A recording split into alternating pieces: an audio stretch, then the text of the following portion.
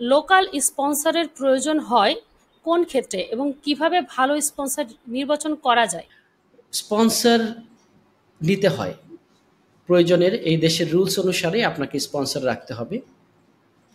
এখন সেই স্পন্সর আপনি রাখার সময় কিভাবে ভালো স্পন্সর পেতে পারেন, এই প্রশ্নটা মানে ভালো স্পন্সর, ভালো পার্টনার আপনি কিভাবে পাবেন? এখন দেখেন, আমি যেটা বলবো যে ভালো পার্টনারের ক্ষেত্রে তো অন্য ধরনের আলোচনা। ভালো স্পন্সর যেটা লোকাল, এই দেশের যে দেশে যারা অরিজিনাল এদেশের লোকাল, তাদেরকে স্পন্সর হিসেবে রাখতে হয়। তো এই ক্ষেত্রে কি হয়, প্রথমত এই দেশের যারা লোকাল স্পন্সর থাকেন তারা যথেষ্টই মানবিক। আমরা যে ভুল বোঝাবুঝি সৃষ্টি হয় সেটা হলো লোকাল স্পন্সরের কারণে হয় না, লোকাল স্পন্সরের মাঝখানে যে মিডলম্যান থাকে ওই লোকের কারণে হয়।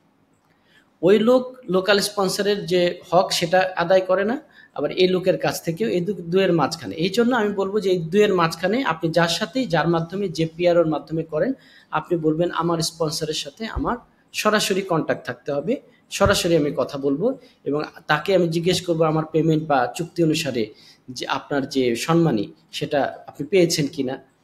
তার সাথে বছরে মাসে একবার, মাসে না হলে বছরে এক দুইবার কথা বলেন, যোগাযোগ করেন। তো তাহলে কি হবে, এই ক্ষেত্রে আপনি সরাসরি তাকে বুঝতে পারবেন, জানতে পারবেন। আমি দেখেছিলাম যে অনেক ক্ষেত্রে হায়াত মুহূর্ত আল্লাহর কাছে, বয়স্ক একজন স্পন্সর ওনার মারা গিয়েছেন, এরপরে আর ওনার ফ্যামিলি মেম্বার থেকে বা কারো কাছ থেকে উনি আর লাইসেন্সটা চেঞ্জও করতে পারছেন না, ইকোনমিক ডিপার্টমেন্টে যেও বিভিন্ন ধরনের জটিলতার সম্মুখীন হচ্ছেন। তো এই যে বিষয়গুলো যদি আপনি আগের থেকে জানতেন যে ওই স্পন্সরের সাথে যোগাযোগ থাকতো বা তার অল্টারনেটিভ কারোর সাথে যোগাযোগ থাকতো, তাহলে খুব সহজেই এই ধরনের জটিলতাগুলো এড়ানো সম্ভব হয়। তো আমি বলবো যে আপনি সরাসরি স্পন্সরের সাথে যোগাযোগ রাখবেন, অথবা যদি এটা কোনো ক্ষেত্রে সম্ভব না হয় তাহলে অথরাইজড যে সমস্ত কনসালটেন্সি ফার্ম আছে যারা লাইসেন্স ফরমেশন করে, আপনি তাদের সাথে যোগাযোগ রাখবেন, কোনো ব্যক্তির সাথে না। তাহলে কি হবে, আপনার প্রয়োজনের মুহূর্তে সেই কনসালটেন্সি ফার্ম কিন্তু আপনাকে হেল্প করতে পারবে। তারা জানে যে আপনাকে হেল্প করার জন্য কি কি নিয়ম মেনে চলতে হবে, স্পন্সরের সাথে কিভাবে সম্পর্কটা মেনটেন করতে হবে, স্পন্সর যদি কোনো কারণে অ্যাবসেন্ট থাকে তাহলে তার অবর্তমানে কে বা কিভাবে এই সহযোগিতা তার কাছ থেকে নিয়ে নেওয়া যাবে। তো এই বিষয়গুলো আমার রিকোয়েস্ট থাকবে, যদি ব্যক্তিগতভাবে সম্ভব হয় আপনি আপনার লোকাল স্পন্সরের সাথে ব্যক্তিগত সম্পর্ক রাখবেন, প্রফেশনাল সুন্দর সম্পর্ক রাখবেন। যদি এটা সম্ভব না হয় আপনারা অবশ্যই অথরাইজ কনসালটেন্সি ফার্মের থেকে বিজনেসটা করবেন বা লাইসেন্সটা ফরমেশন করবেন, তাদের সাথে যোগাযোগ রাখবেন।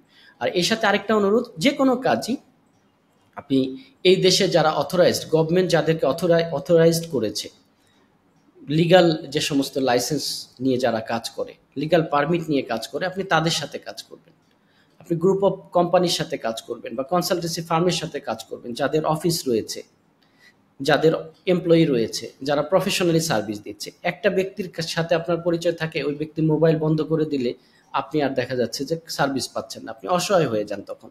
আমরা কত লোককে দেখেছি যে ভিএটিতে আপনারা পেনাল্টি খাচ্ছেন, পেনাল্টি পাচ্ছেন, কর্পোরেট ট্যাক্সে পেনাল্টি পাচ্ছেন, কারণ কোথায় দিয়েছেন, রেজিস্ট্রেশন করার জন্য করেছে, এরপর আর ইউজার আইডি পাসওয়ার্ড পাচ্ছেন না।